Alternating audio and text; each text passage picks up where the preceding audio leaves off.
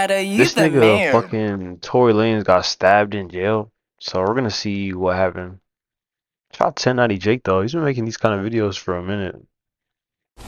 Man, what's up everybody? It's 1090 Jake. I'm rocking with y'all and y'all rocking with me. And for this video, we're gonna be speaking on Tory Lanez getting stabbed inside a prison and the man who did it.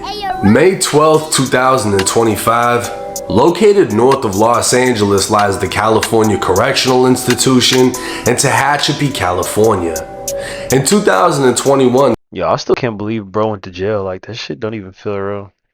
the prison closed its minimum custody facility, meaning its 2,600 inmates were level 3 or level 4. These are the most dangerous. Because all my niggas tagging shit. Yo, appreciate the follow, Brody. It's not letting me see you follow, but I appreciate that. It's love. Levels in California State Prison where race, gangs, and strict politics are. If you're new to the channel, we're just reacting to, like, you know, popular culture type stuff.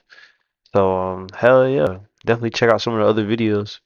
Enforced with deadly consequence.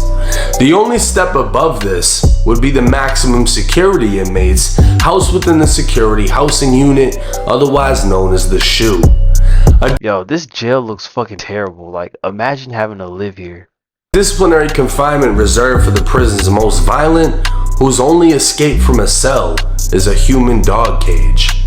It was 7:20 in the morning when 32-year-old Daystar Peterson, who's more commonly known as the rapper Tory Lanez, was violently attacked. TMZ would originally report multiple sources, including a corrections officer, claimed Tory was on the prison yard, but an updated report from a representative of the California Department of Corrections would clarify Tory was attacked within a housing unit. Prison staff rushed into the unit and I'm about to say, okay, so the cops don't even know what the hell really happened. During first aid, while quickly determining Tory suffered life-threatening injuries, forcing them to call 911.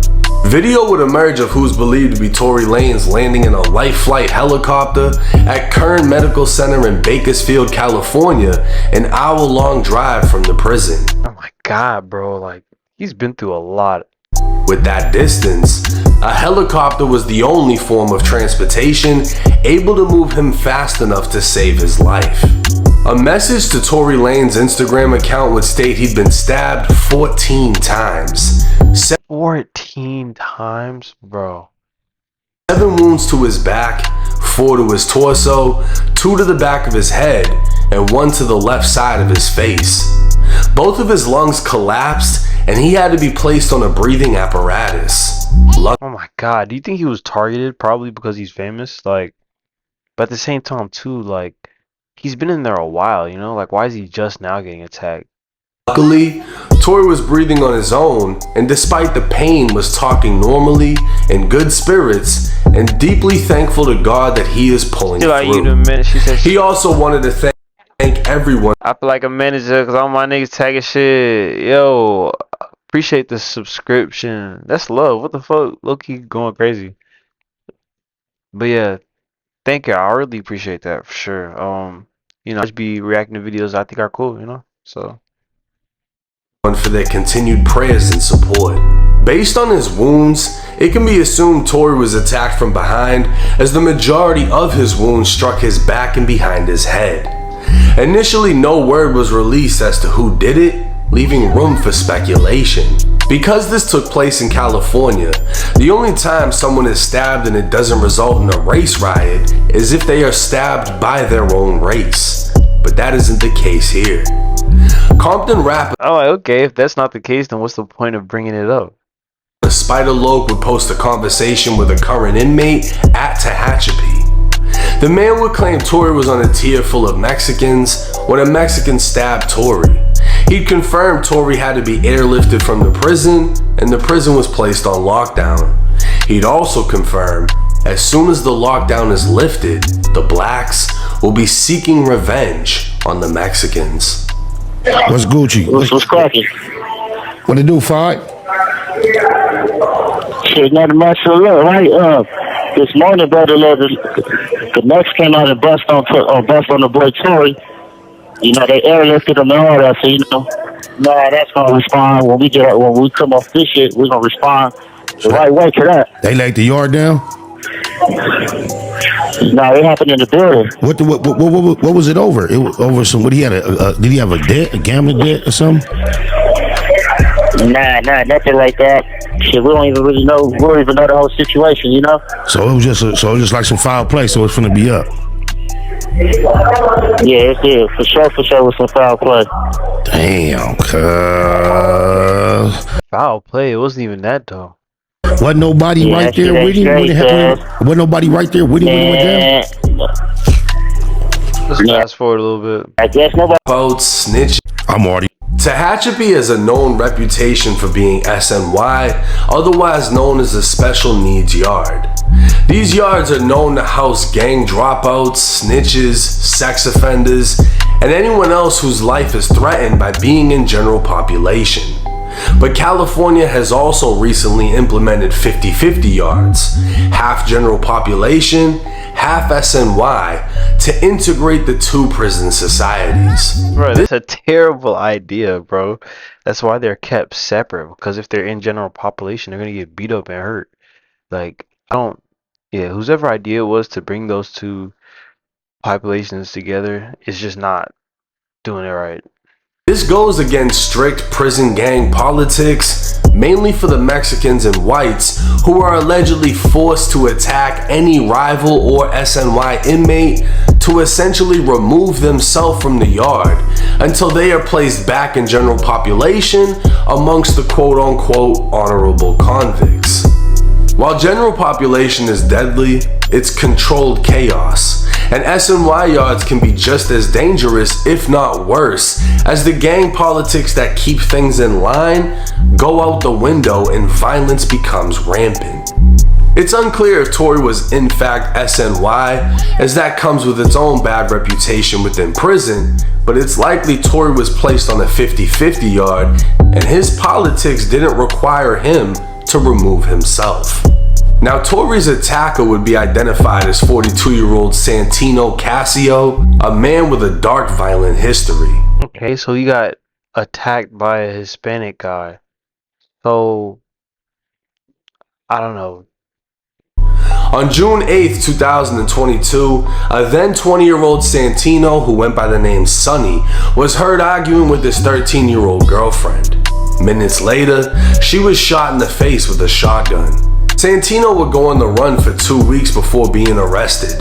His own family would testify against him in court how they heard the argument before the blast. A coroner would testify the barrel must have been 4 inches away from the girl's face before it went off. An interview from the day he was arrested would be played at trial where Santino admitted to having a relationship with the 13-year-old girl for a month before the shooting. The girl was a runaway, while Santino was on parole from the California Youth Authority for burglary. In 2004, Santino would be sentenced to life in prison for murdering 13-year-old Evelyn Candejas and 2 other attempted murders from 2 separate stabbings.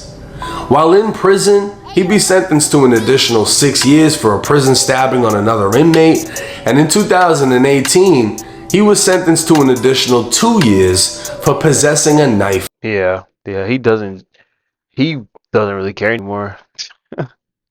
You feel me? Life and then 8 years on top of that? What? Yeah, at that point, you don't really have anything to lose. In prison. Santino Casio was as dangerous as they come, but his conviction for murdering a 13-year-old girl he'd been dating confirms he was definitely an SNY inmate, as he'd never be allowed to walk in general population without being stabbed or killed. Why he chose to attack Tory Lanez is unknown. Many questioned if Tory was targeted because of his own conviction for allegedly shooting his former friend Meg Thee Stallion. No, but if that was the case, he would have been gotten beat up or something by now. You feel me? Like, why now is it just happening? I guess that's my question. The fact that he had a female victim, many would assume would be reason enough for him to be hit. But Santino's case is far worse than Tory's could ever be portrayed, and offers no motive as to why this happened. Tory Lanez is expected to survive, And it can also be expected that Santino be placed in the shoe and receive additional time in prison for this attack. But what is more time to someone who's already serving a lifetime? A superstar rapper once on top of the world, now surrounded by killers with nothing to lose because of a stupid decision that changed the entire course of his life. Tory. Yeah, I know he'd be like, damn, I should have never shot that shit. Like, I should have went home, man. I should have let them girls alone. It's too late now, though. Niggas cooked. Survive this and hopefully remains lucky enough to survive the remaining years of his 10-year prison sentence. Now, when Tory was sentenced to prison, everybody assumed one of two things. One is his money and celebrity status is going to keep him safe, and two, because he has— I did think that too. I was like, there's no way, bro. This nigga has like Grammys and shit. Like, you know, he's probably gonna get have a fun jail experience, but yeah, that couldn't be more wrong. a female victim, he could be targeted.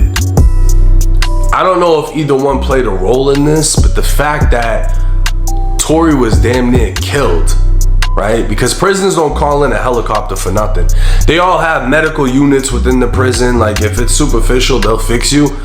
The fact that he had to be airlifted, his lungs collapsed, Tory almost got killed. This was a serious stabbing. Anytime a helicopter lands, it's serious. The fact that he survived this, and the fact that he was hit up in the first place, shows you how real prison is. Your celebrity status is not going to protect you. If you're accessible, it can happen to you. The fact that Tory was on an SNY yacht, from my understanding, doesn't mean he necessarily went PC for protective custody. From my understanding, the black race in California State Prison doesn't have to remove themselves from SNY yards because their politics don't do that. The whites and the Mexicans will not stay on a 50-50 yard. It's required that they remove themselves. The reason they do that is so they don't run into pieces of shit like Santino Casio, a man that murdered a 13-year-old girl that he was dating, right? General population, they don't want him there. So if he goes there, they remove him. But if they get placed into a dorm or a unit where they're surrounded by weird fucks like that guy, they gotta pop on somebody to remove themselves. The reality is, if Tory was never at that spot around that guy, this would have never happened. And that's the thing about general population. Even though it's so strict, it's controlled chaos. That's why when Spider Loc was questioning his boy inside of the prison, he was asking, was it a gambling debt or something? Did Tory do something? What would cause someone of another race to attack him? Because under controlled politics, that doesn't happen like that. But in this situation, with SNY inmates, there's no rules and everything is off limits, resulting in Tory Lanez damn near being killed. But let me know y'all's thoughts and comments in the comment section. Again, Tory is like 5'1", and from what I understand, he's been moving around like a regular inmate. That celebrity status doesn't hold that much weight to people that don't really give a fuck. You know, you got Nah, that's a great way to say it. Yeah, nah, that's crazy. I'm like, shout out my nigga Tory though.